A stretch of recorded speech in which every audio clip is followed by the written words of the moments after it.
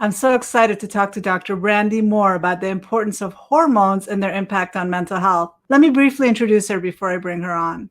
Dr. Brandi Moore is a mom, a wife, a naturopathic doctor, a mentor, speaker, and host of the Pretty Healthy podcast. She specializes in women's health and helps them rebalance their hormones, get their energy back, and lose weight.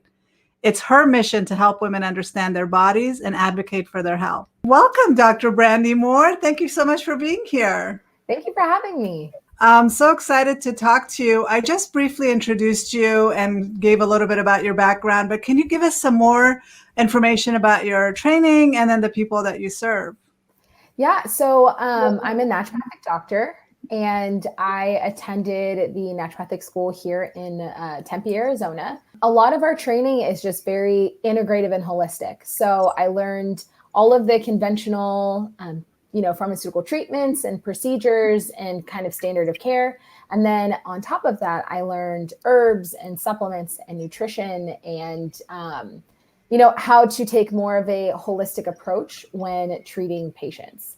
So I did that. And then right now in private practice, I'm mostly serving women and men with hormonal imbalances. So the kind of three pillars of my practice, I would say, are skin, hormones, and digestive health. And a lot of those are because they're so intertwined. If you have a hormonal imbalance, you can very well have things like acne. And then if your digestive system is off, it can also lead to things like acne, but also, stress and hormonal imbalances and things like that. That's so interesting. I've actually gone to the naturopathic college in Tempe. Is that the one on Broadway? Yes. Southwest College of Naturopathic Medicine. Yes, I refer a lot of my patients there in order if they want to get a more holistic approach to physical health. So that's really cool that you graduated and that you're local and you're in Arizona like I am. Yes. So I graduated from there and then did a residency there as well. So, and then now I teach as adjunct faculty. So very intertwined with the SEM community, but it's a great place. And especially if patients want to use things like insurance, there are some options there that typically in most private practices aren't there. Yeah, no, it's a great place. And it's a great resource for people. And they can also find they have a medicinary, they can find a lot of the natural supplements there as well. So on the Mental Health Break podcast, I've had several people come in and talk about hormones and the importance of hormonal balance. But one thing I wanted to get into today is, and that we haven't really done, is hormones is such a big word, right? It's such a huge umbrella, and it affects, and some women might think it's just for women, and men might think, well, I don't really have hormones, I don't have to worry about it. But men also have hormones, and it includes more than sex hormones. So can you talk a little bit about what hormones are and how do we know if they're imbalanced? Yes. So a lot of times you're right. We think of hormones as this big umbrella word, and what exactly does it mean? So hormones control most of the processes in your body. And when you see a specialist like me, what we're looking at is the thyroid. So the thyroid releases thyroid hormones, the adrenal glands, which are responsible for the release of stress hormones, in addition to those sex hormones you just mentioned, as well as the sex hormones. So in men, the predominant sex hormone is testosterone, but men also have estrogen and progesterone. They just need it in a different ratio and balance than women do. And so for women, we often look at estrogen and progesterone being, I would say, the most dominant controlling hormones, and then having testosterone play a supporting role in that for kind of that picture. Some of the symptoms that you can see if you have hormonal imbalances, there's a lot of overlap, right? So if we're talking about thyroid hormone first, you can see depression can happen with low thyroid, fatigue, constipation, dry skin, dry hair, hair loss. All of those are very common with the thyroid. If we're talking adrenal glands, specifically cortisol, right, the one that's responsible for our stress hormones, you might notice anxiety. You might also notice changes in energy. So fatigue, what's typically referred to as like wired and tired. So I'm tired all the time. I'm just utterly exhausted. But when I lay down and go to sleep, my brain just goes. And there's nothing I can do to kind of shut it off, or it takes a lot to shut it off. Oftentimes that is that wired and tired adrenal health picture. And then when we talk about the sex hormones, in men often think like, I just don't feel like myself. Like I used to be able to, I was really mentally sharp. I was clear. I could remember things easily. I could perform well at the gym, and I could see results fairly easily there too. And they hit a point where it's just like, not only is that not working, but I emotionally don't feel like myself. I feel like a dulled version of myself. For women with sex hormones and those depleting, you can often see things like same mood changes can happen, right? Irritability or depression, kind of either on that scale. You'll often see menstrual cycle changes in women when those hormones are off. You can also see fatigue. You can also see decreases in libido, same as what we typically think in men. We can see stalled out weight as well, like whether that be gaining weight or inability to lose weight. So there's quite a wide variety and like range of symptoms that you can experience. So just the term that like hormones are off, you really do have to find someone who can investigate further with you and see what it is, because there's some overlap, but there are some key things that can let us know if it's one thing or another. Yeah, that's such a good breakdown. And that I have an example of one of my patients who was feeling exactly like you were saying, because for women, our periods being off, menstrual cycle being off, weight gain, those are some clear signs. But for men, it's not so clear, right? And so I had this one patient who's just like, I think I'm just overworking. I think I'm just stressed. My wife keeps complaining that I'm not doing enough. I feel lethargic. And sure enough, he got his thyroid tested and his thyroid levels were low. And within 2 weeks of getting on thyroid supplements, he ended up feeling so much better. And he's like, I haven't felt like this in so long. And that's the sad part about it, is that a lot of people don't know what's happening. And so they will maybe drink too much or consume too much caffeine, just trying to get through whatever without really knowing exactly what's going on. And that's why I focus so much on hormonal balance, even though this is a mental health podcast, because a lot of the symptoms, I have a lot of women come to me between the ages of 35 and 50, and they're automatically put on antidepressants and anti-anxiety medication, and they don't even bother to stop and say, maybe it's something else. And we need people like you, a doctor like you, that can look at the whole picture and give them exactly what's going on. Well, and like you were saying, it's just, number one, sometimes we don't feel like we have a safe space. Because sometimes, and I've had this experience personally before I became a provider, you go to a physician and you tell them your symptom, and then it's like, oh, it's because you're older, or it's because, well, you're working a lot, or you're a student, or there's always an easy kind of like brush off reason that they give you, like, that's why, so you're fine. And so we go through life thinking that certain things are just normal, that you should have to drag through your day, that you not wanting to get out of bed, it must be that you're depressed and you need Lexapro, when maybe your adrenals or your thyroid are off and you just need help because they control your energy production. Like there's a lot more to treatment from the way that I like to do it in my perspective than you're fine, here's a pill that should work. Right. And a lot of us are under a lot of stress right now, whether it's from work, from financial stress, from the fear of uncertainty. And you mentioned cortisol and the adrenals and how they affect us. And that's our releases our stress hormones. Can you talk a little bit about, like, stress affects us on so many levels? It's literally the one thing that can literally kill us if we're not careful. Can you talk a little bit about what the role that stress plays in depleting our hormones and what we can do about it, if anything? Yeah, so there are things that we can do, which is nice. But we first have to recognize that that is kind of the main issue, which is why often with my patients, I start with labs. So there are ways to test adrenal health. You can do like a cortisol ×4 or a salivary cortisol. So your physician that you see should have access to those tests that you can get an estimate of what you're producing in a day. But oftentimes you can go with the stress hormone specifically with symptom picture. So most of my patients, I ask, what's your stress scale of 1 to 10? I ask everyone. So it doesn't matter if you're coming to me for acne, for GI distress, for bloating, you're getting asked about your stress, you're getting asked about your sleep, you're getting asked about your diet, like we're going into it, all of those things. So when I ask about stress, I'm like, okay, rate your stress scale 1 to 10. Well, I don't know. I'm not really stressed. And I'm like, okay, well, what do you have going on? Well, I mean, work is kind of stressful, and like my kids and my home and my husband. And like the more that they talk, I'm like, how are you rating your stress a 3? Like all of the things you just mentioned, you're at least a 7. Like on the range of 10 is the most stress, right? And 1 is the least. with all that you're telling me and all that you have going on, you're for sure not a 3. But what we'll start to see is they'll report it that they're not stressed, because we think of stress as anxious or feeling overwhelmed. But if you get to that point, you've been stressed for a while. So oftentimes I'll have them rate their stress, and then I will go into kind of their symptoms. So what can happen is cortisol being high and your adrenal stress being off, you can affect both the thyroid and the sex hormones. So with the thyroid, you will convert T3, which is our active thyroid hormone, to reverse T3. You basically make your active T3, the one that's responsible for all of the tasks, unusable.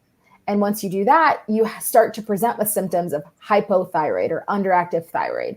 And those things are some things that I mentioned earlier, but that constipation, fatigue, cold intolerance, dry skin, hair loss, you will start to get those symptoms. And oftentimes, conventionally, they just order a TSH with reflex, right? So TSH is the signal from the brain to the thyroid. It tells it to make more thyroid hormone. They just test that one signal. And then if it's anywhere within the range, which is quite large, then you're normal and everything is fine. So I like to take it a step further and actually test T4, T3, and in certain patients, reverse T3 to see, okay, well, we're making T4, which is one of the thyroid hormones. So that looks great. That would make it to where it wouldn't show up on the standard test. But we're not making T3. And when I test that reverse T3, it's high. So then we're doing things to balance stress out. From a female hormone perspective, what will happen is in times where we need a lot of cortisol, our body will say, well, I don't need to support my sex hormones right now because I don't need to have a baby, right? Which is the whole reason why we have the cycle that the way we have it is for reproduction. I don't need to do that, but I need to manage stress. So it will take one of our sex hormones called progesterone and convert that to cortisol. And what that does is that depletes our own progesterone. So we start getting symptoms of estrogen dominance and low progesterone. Our periods might get shorter and shorter or like closer and closer together. Another thing that you might notice is that, again, the weight gain, inability to lose weight, headaches, depression, anxiety, all of these things can come just from cortisol stealing really that progesterone that's needed for the sex hormone pathway. So stress can kind of cause everything to go a little bit haywire, and it's all undone once we start to deal with our stress. So oftentimes we can't change jobs, right? Not everyone has that opportunity or that privilege to just switch careers on a whim or change husbands on a whim. And most people aren't just like, well, the kid's got to go because I'm stressed. So what we can do is support those adrenal glands and their production. So I really like to use herbs with this. Some of my favorites are like ashwagandha is a really great adrenal adaptogen. Rhodiola is another really great adrenal adaptogen. So with my patients, I use a combination of herbs and I try to tailor it to their needs. And then getting good sleep, meditation, deep breathing, journaling, all of these things can be ways that you can handle and manage your stress. Things like caffeine can tax the adrenal glands. So limiting that as well. One of the best advice I heard was a lot of people start, like I don't drink coffee. I've never even had a cup of coffee, so I'm not one of those people. But I know that a lot of my patients are highly dependent on caffeine. And the first thing they do in the morning is regardless of what time they wake up, they have caffeine or a cup of coffee. And for some of my patients that I've actually encouraged to delay that coffee to 10 o'clock instead of first thing in the morning, it's made a huge difference for them. Can you speak a little bit about that? Because our cortisol levels, we're synced with the setting and the rising of the sun. So in the morning, we're supposed to have high cortisol to wake us up, get us out of bed. And then on top of that, we're drinking all this caffeine, which is increasing cortisol and our stress response. Can you speak a little bit about that and why it makes sense to delay that coffee to 10 o'clock instead of first thing in the morning, or if you even believe that? Yeah. So usually what is supposed to happen, you're absolutely correct, is that cortisol is supposed to spike in the morning and wake us up. And then it slowly will decrease throughout the day. And then it kind of hits more of a low plateau in the evening when melatonin is supposed to rise and take over. So if you have any issue between that cortisol melatonin balance, you will have issues with sleep. The issues with sleep will then cause issues waking, right? We aren't getting that same spike in cortisol that's going to help us to wake up and be alert in the morning.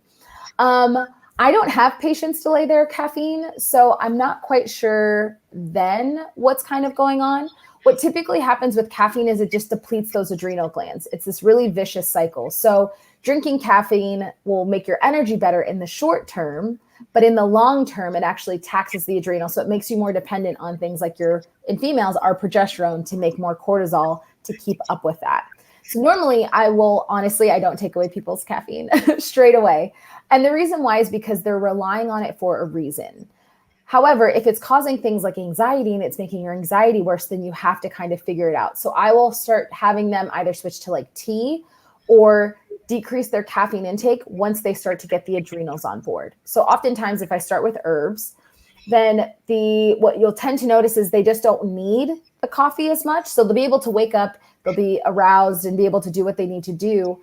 And then they will notice that they kind of go through the day and they might have been drinking 5 cups of coffee and it'll go down to 3 because they realize, oh, I just don't need those extra cups anymore. And then we typically will get them down to the 1 cup. What might be happening though is in the morning, typically you're getting that cortisol spike, right? So they might be getting that initial spike. They're so used to reaching for the coffee in the morning, that could just be out of habit. Oftentimes, most of the time, if we start to feel exhausted, it winds up being in the time that you're saying, right? You can typically make it the first 2 to 4 hours of the day without needing to rely on caffeine, but the dips start to come at about 10, I would say, like 10, 3, and 6 or 7 is where I notice it with patients when I do their cortisol curve. And just with speaking with them. So you might be getting them with that caffeine burst, just like right at the right time at 10 a.m. and allowing them to rely on their own natural cortisol production in the morning. And then kind of when they start to feel that crash, that you're getting that uplift from the midday or mid-morning caffeine. Yeah, I agree with you. Some people are so dependent on their caffeine, they're going to hate you if you take away their caffeine. Yes. So I don't necessarily make them stop completely. They do drink black tea, or they will take a green tea extract first thing in the morning, so that because a lot of my patients have anxiety, they're not getting that jittery effect of coffee. And so it makes a huge difference for them to slowly wean themselves off, either with the green tea extract or with the black tea, instead of being dependent on that coffee first thing in the morning, because you're literally starting out anxious. And then that's going to take you throughout the rest of your day as being anxious. Well, and as I mentioned, some of it's a ritual, right? So it's not even so much the coffee itself. It's that I wake up, I have my hot cup of insert liquid here, like whatever warm tea, turmeric latte, like they just like that ritual of having the morning. So replacing it with tea, or like matcha is another one that I really like to suggest. Then you're able to still get the antioxidants that you do get from coffee, but you're able to get a little boost in your energy without all of the full jitters of caffeine.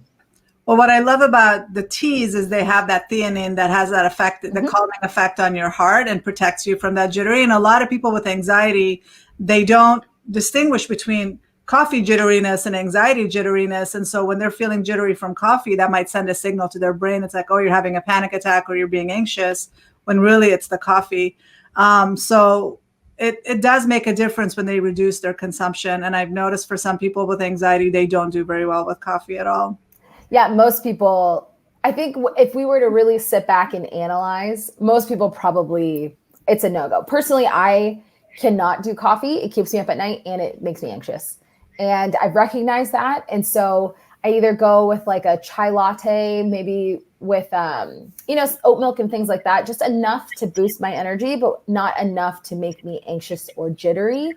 Once my adrenals start to kind of kick back on though, like once I start with my adrenal regimen and they start to work the way they're supposed to, even that cup of tea, I don't necessarily need. Yeah, and that's the thing. I mean, a lot of people are so dependent on these quick fixes without really looking at what are the root causes of what's going on with me. You mentioned with the thyroid, the testing, for example, a lot of the conventional medical professionals, they test us on this wide range and say we're normal when really the range should be on this end, right? Really low. What is the cap for the optimal thyroid level? Because it's like 1 to 5 when it should be. Yeah. So the range for the labs is anything from basically 0.5 all the way to 4.5. So yes, it's almost it's a 4-point spread. And if you fall anywhere in there, then you are considered normal. There is something called subclinical hypothyroid that some people, like some endocrinologists, agree with and believe that it exists and others don't. But I treat subclinical hypothyroid all the time, where you still have all the symptoms. Your TSH might be within normal range, but it's not optimal. So optimal for me usually is anywhere between, for the TSH, is between like 1 to 2. There are some patients, if they don't have any of the thyroid symptoms, right? I'm going through the list, they don't have any. Then I'm looking other places for their fatigue, even if they're in that range. Typically, when they start hitting like 3, 4, like 4.5, getting higher in that range, they'll not only start to notice symptoms, but I'll start to be able to see, okay, I'm matching the lab with the person and not just reading the lab and ignoring the person. Got it. Which tends to happen where it's like, oh, it's range, you're good. And you're like, but I check all of the thyroid symptom boxes. Right. I mean, it is definitely a delicate balance, and it does take somebody. It's like an art more than just a science, right? You have to kind of look at the person and balance it out with their symptoms and what they're going through. Yes. But since this is a mental health podcast and I want to keep it focused on mental health, as a naturopathic doctor, I mean, what role does hormonal imbalance have on anxiety and depression? You did mention a little bit, like you do see some of these impacts. So can you break that down as to why should I worry about my sex hormones and my other hormones if I'm depressed or anxious? Yeah. So all of the ones that we've kind of gone over, so the thyroid, the adrenals, or the female sex hormones, or the male, if there's an imbalance in any of those, they can easily present as mood changes, right? Whether that be switching from one mood to the next, depression and anxiety. And typically with the female hormones, that estrogen and progesterone balance is very important. It's very key. And if that balance is off, and that could be with just one of them being depleted or in excess, it doesn't have to be both of them. Just that one can cause, again, those mood changes. Oftentimes with women, it's irritability. So think of like PMS irritability, but then like times it by 10. So just the littlest things will have them go off, and they think it's them, right? Their partner thinks it's them, but really there's an underlying imbalance that needs to be addressed. So depression, anxiety, and kind of the mood swings are all very common in that estrogen progesterone imbalance. For men, oftentimes with low testosterone, you'll start to notice that they're more, again, blah, which is more along the presentation of a depression. They don't know what's wrong. They just feel off. They don't feel like themselves, and they feel very flat and blah. Typically, if their testosterone is too high, which often happens with replacement more than just naturally, but you'll get that anxiety, right? That like roid rage picture, even though it's not full roid rage, it just might be that you're quicker to anger, right? And the anger might not be, again, I feel like we think of roid rage like big bodybuilders who just want to like yell at everything. But really what it can be is just, again, that irritability, that I'm on edge, that the little things will kind of tip me over, and then I'll be upset. With the thyroid, with it being low, oftentimes you get fatigue, and it can be more of a depression picture. Now, on the flip side, something I haven't talked about is high thyroid. So you can have hyper, which means it's overactive, or hypo, which means it's underactive. Underactive, you'll get that fatigue and depression picture. Overactive, you'll tend to get anxiety because it can increase the heart rate, it increases the metabolism, and you get more of an anxious picture. Now, if you don't know it's the thyroid that's off, or you don't know if it's the sex hormones that are off, or you don't know if it's the adrenals that are off, you giving Xanax will help in the moment, but it actually won't be treating the root cause. Whereas if we just knew that the thyroid is off in either direction, then we're able to take those, treat it, and then resolve your issue a lot sooner than being on a bunch of different antidepressants and anti-anxiety medications. Definitely all of that affects people, and that knowing the underlying cause is really important, because a lot of people, they take anti-anxiety medications, they take antidepressants, and it works short term, but then it doesn't. I mean, if medication alone for anxiety and depression was enough, I wouldn't be around. Nobody would need to talk to a therapist, right? Mm-hmm. Nobody would need to go to therapy at all, and you just take a pill. But it's not enough. And this is why I'm so passionate about looking at all areas. Just like you, when they come into my first session, they're surprised that I'm asking about their diet, about their sleep, about their stress level, about just their basic lifestyle. And then they're shocked that any of that has anything to do with their current state of being depressed and anxious.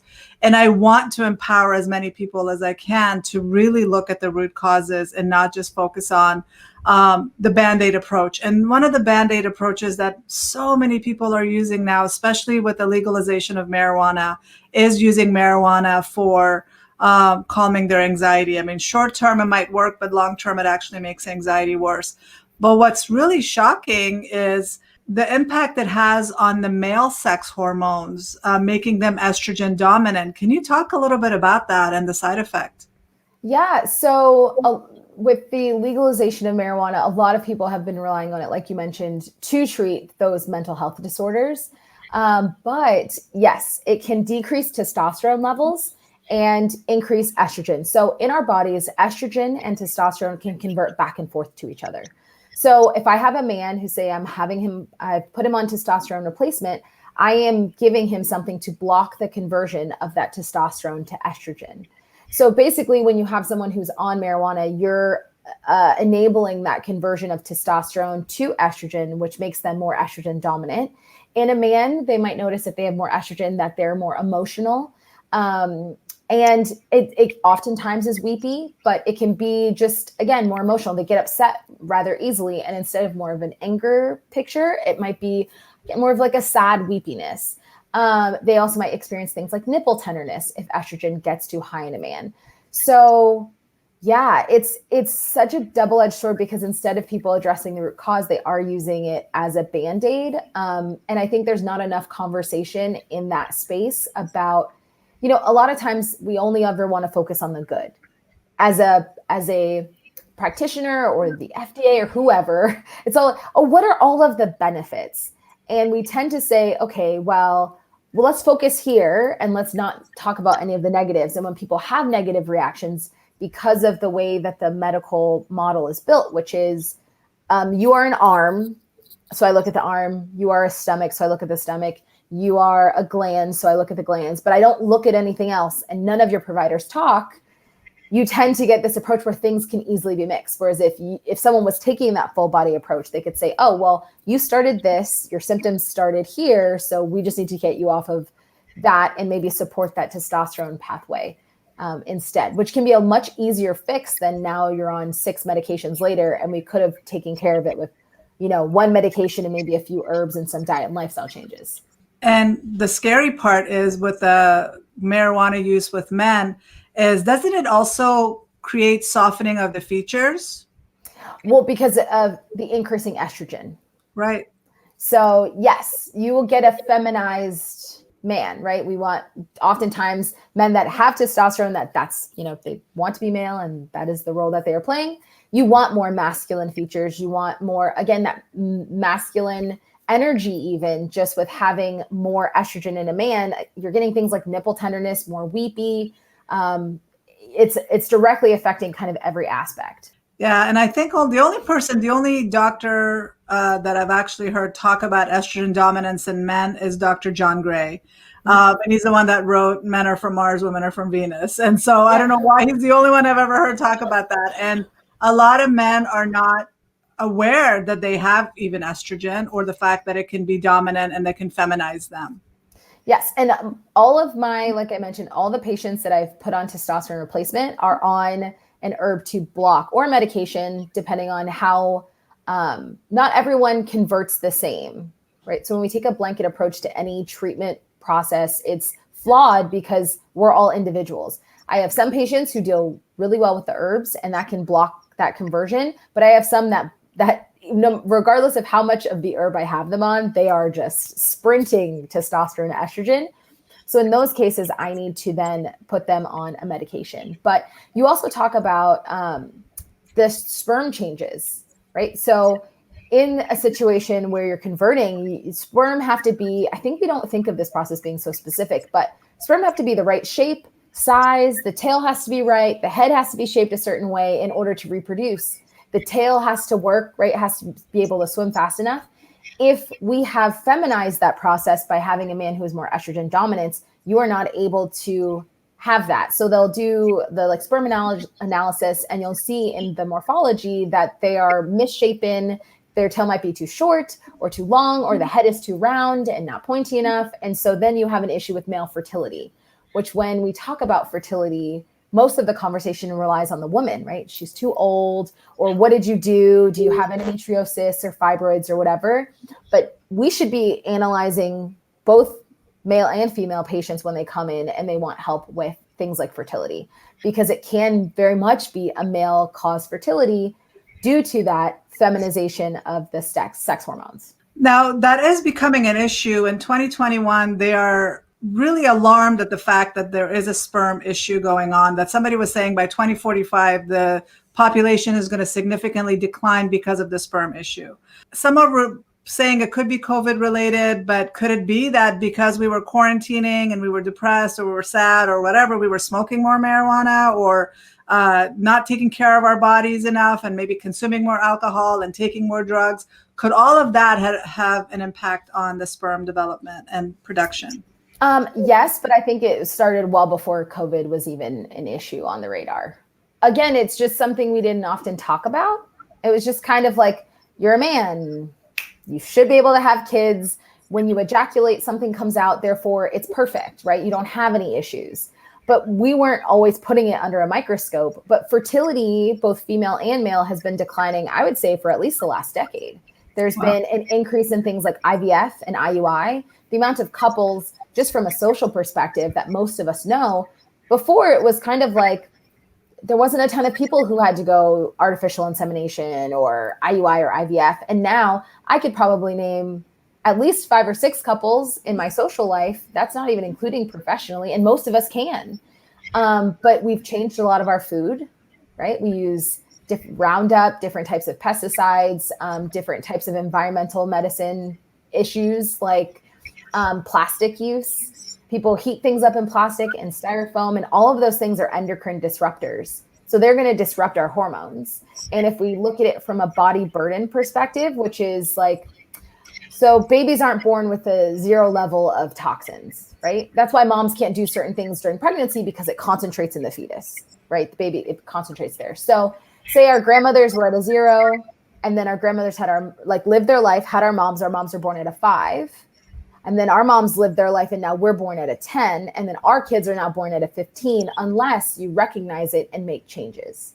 So oftentimes if I have a couple who are interested in becoming pregnant, there's a whole process that includes, switching to a more organic diet, really looking at the things you're putting in your body, because it can have long-term effects. Removing things like mercury amalgams. That is another endocrine disruptor, which is something that was a very standard practice back in the day, but every time you chew, you're releasing mercury.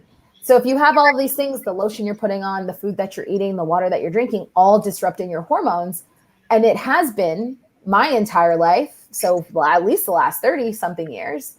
So of course we're going to see a decline, especially because our world just keeps continuing to kind of become more toxic. So it really does have to happen on an individual basis. Your body should be able to cleanse and should be able to detox all of these things. But again, you have to know that it's an issue to begin with, which is where the conversations like this kind of help with that. And it can be overwhelming, in that not only is it our environment and that everything that we're surrounded by, pesticides, environmental toxins, the plastics, the perfumes, the chemicals in our makeup and our lotions. But on top of that, our lifestyle isn't contributing to it either. So we're pushing our bodies so hard and then expecting it to function when we want it to, expecting it to form a baby when it's supposed to, expecting it to lose weight when it's supposed to, not realizing we've really weighed ourselves down and we have to do the work.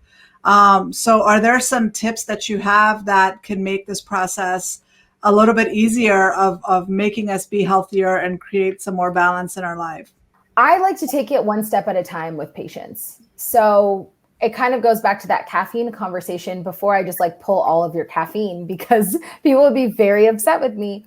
Usually I just take a step-by-step approach. So first, environmentally is probably the easiest, in the sense of stop using things like styrofoam, especially styrofoam for things like hot coffee or heating food or takeout, right? If you have to take out something from a restaurant into styrofoam, try to let the food cool down before you put it in the styrofoam, and don't take it home and reheat it in that same container. Stopping the use of heating things in plastic and decrease your plastic use overall. Not only is that great for your own health, that's great for our environment. So certain things like that are easiest. And then just take it one step at a time. So you have a lotion, read the back, things like parabens, phthalates, BPA, all of those are known to be endocrine disruptors. So reading the label of things and then taking your time and saying, okay, well, once I'm done with this lotion or I'm done with this body wash, I'm going to give it away. Most of us don't have the ability to just like literally throw away everything in our house and start over. So I like to take those step by step. Candles is another really easy thing to not use anymore, to not burn, because they also release environmental toxins. The Febreze that you spray in your house, or the plugins that scent the house, when we talk about things like fragrance and having an issue with environmental medicine, those are like little small things that you can do. Switching and just buying the Dirty Dozen is something that is on the Environmental Working Group is the name of the website, but they have a clean 15 and a Dirty Dozen. So the Dirty Dozen are the 12 most pesticide sprayed foods. So start there with your buying organic, right? And if you can't afford it, and it's better that you eat a non-organic apple than to eat a bag of Cheetos. So I have people start making these conscious little choices to overhaul their life, because it is overwhelming. You know, water's another easy place to start. So kind of taking a look at your life, see the things that you're doing, right? What you're consuming, what you're buying, what you're putting on your body and in your body, and then one at a time. So you might not, again, be able to overhaul all of your makeup. Makeup's really expensive. But you might say, okay, well, after I run out of this foundation, I'm going to find a better foundation. And I'm out of this mascara, so I'm going to switch over. Just taking it day by day.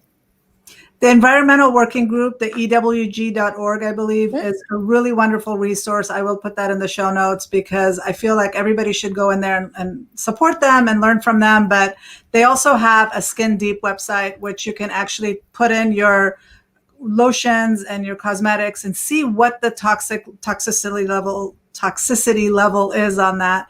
And then it'll give you an idea, like you said, okay, I'm going to use this until I'm done, and then I will replace it with something else. I buy way less now. I spend way less, because before, when I would buy drugstore items, I would buy a whole bunch of things, like a whole bunch of eyeshadow or makeup or whatever. Mm-hmm. And now I'm more selective. I might pay a little bit more, but I'm not buying as much, and it's cleaner and it doesn't have as many chemicals in them. Yeah, there's a local, so EWG, they also have the Skin Deep app. Mm-hmm. And with that, I believe you can take pictures of the barcode. So like if you're in the store and you're curious, you can just take a picture with the barcode and see what it is. Easy things to switch over for me when I first started this a while ago was a toothpaste is really easy to switch over. Deodorant is easy, but you have to find the ones that work for you. From a breast cancer perspective, though, it does lower your risk if it doesn't have things like aluminum in it. Right? Because we have lymph nodes in there that drain directly from our breast. So we have to be really mindful of that. But you do have to kind of trial and error with natural products to figure out what works for you. And that's what I did when I started. I said, okay, I was sitting in class and we started talking about environmental medicine. And I was like, what? Like, I can't go into the world. Like, what am I supposed to do? And so I said, all right, when I run out of this, I'm going to replace it with something cleaner. And I did a bunch of research and tried to find people that either, you know, had my skin tone, or companies that had my skin tone, because that was another hard thing with makeup, and just trying one thing at a time. And there was definitely times where I bought a mascara, it flaked all over my face, and I was like, okay, that is not worth me waiting. I'm going to recycle this. But you do kind of have to give it a try, and then you easily find your groove. Locally, there's a company called Citrine Beauty Bar. They're right at the Biltmore Hotel, the Biltmore Fashion Center, Fashion Square, I think is what it's called. And it's all natural beauty. So they have face washes and things like that, but they also have lipstick and mascara and foundation and all of that stuff. Like a MAC, but healthy. And it used to be so hard to do that. 10 years ago, when I became aware of parabens, it was more than 10 years ago, parabens and phthalates, I remember going to Sephora and saying, I want something that's clean. I don't want any of that. And they're like, don't worry about the parabens. It's just a tiny little bit and it's not really going to affect you. But I'm like, if I have parabens in my face wash and then in my shampoo and then it all adds up. And yes, maybe in that one little product, and this is why they can get away with not eliminating it, is because for one product, it might not have as much of an effect on you, but it builds up on all the chemicals that we're putting on our body on a daily basis. That's exactly what I tell people when I've gotten pushback, when I've asked, okay, well, it's like, well, it's again, such a small amount, but if it's in everything, then it adds up to be a lot. And the reason why it doesn't get checked by the FDA or anyone regulating it, 'cause the cosmetic industry is regulated by them, but it's because they're only looking at the one product. They're not thinking on average, women use at least 10 products on their face. So with all of these 10, let's add that up, is the level still safe? Another thing that I kind of wanted to mention really quickly, because we touched on it, is fat. So we made a comment about kind of the feminization of men and kind of realizing that male fertility is a really big deal. But we've also normalized things like dad bod being really hot. Like, oh, he's got a belly and I love it. But what we aren't having a conversation about is that fat is an aromatizer. So fat will give you more estrogen.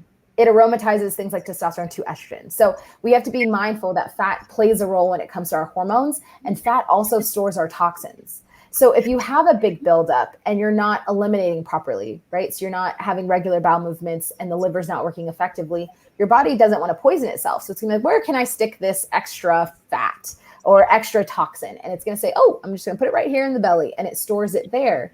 So often you'll get people who really struggle to lose weight and they're doing everything right, but your body's not silly. It's not going to poison itself. You're not eliminating properly. So we have to get that on board before you're going to notice those pounds being lost. So interesting. Our body is so amazing and it's so wise, and it will heal itself. It will take care of us. It'll do what we need to. We just need to give it the opportunity to do so.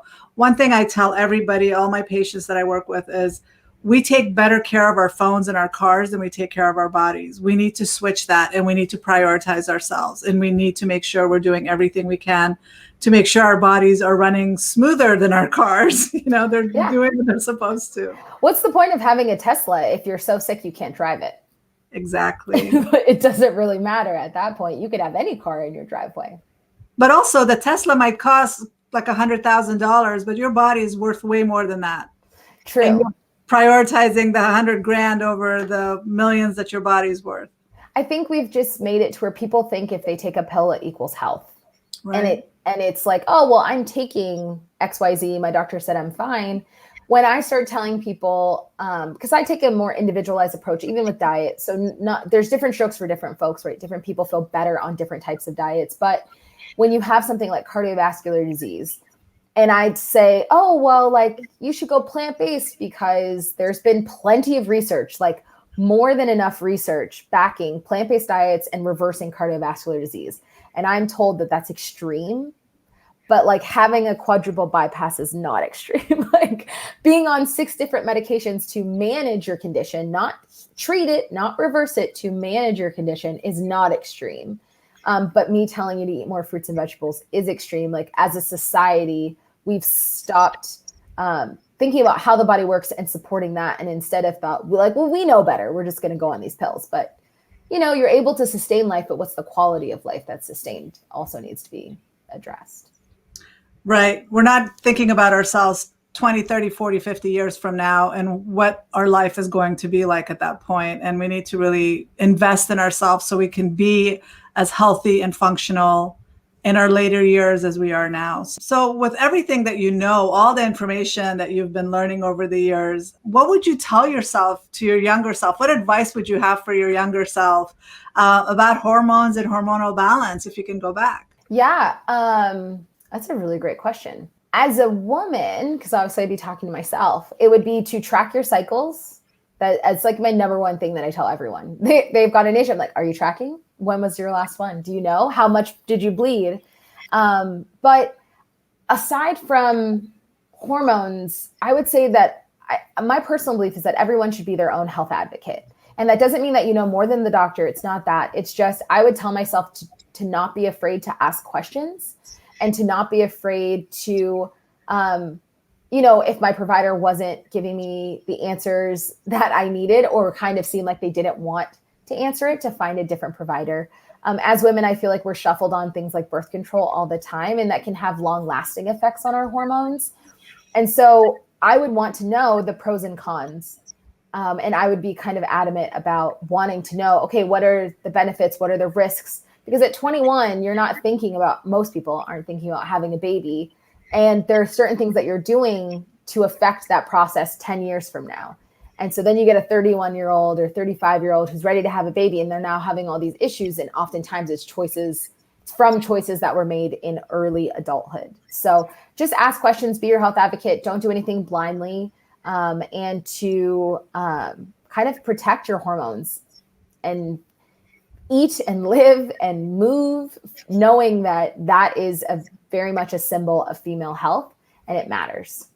Very good advice. My goal is to encourage every patient that I work with and everybody that I work with online to advocate for yourself, educate yourself. Not that you necessarily know more than a doctor, but if you are educated enough, you'll know when you're not getting the right care and you're not getting the right information. And so definitely look and find the right practitioner.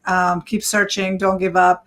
And then also with everything we've been talking about, it's, obviously this is all for educational purposes only, and to work with a trained, trusted medical professional and get the guidance that the people need to get on the path of health and wellness. Where can people find you and connect with you if they have any questions or want to reach out? Yeah, so my website is just drbrandymoore.com. I'm also on Instagram, Facebook, and TikTok, all at Dr. Brandi. Dr. Brandi Moore. And then from my website, if you wanted to work with me or know information, it's all of that stuff is there. And then on every Tuesday, I have an episode go live on my podcast called the Pretty Healthy Podcast. So lots of different ways to connect and interact with me. Congratulations on starting your podcast. Thank you. It's been exciting. I'm glad that you're doing that. That's awesome. So thank you so much for being here and having this conversation with me. I think that we need to continue to have this conversation about hormones. I've had several episodes about this, and I have this conversation with my patients in practice. I just feel like it's not enough even then. We still need to keep talking about it. I agree. Thank you so much for having me.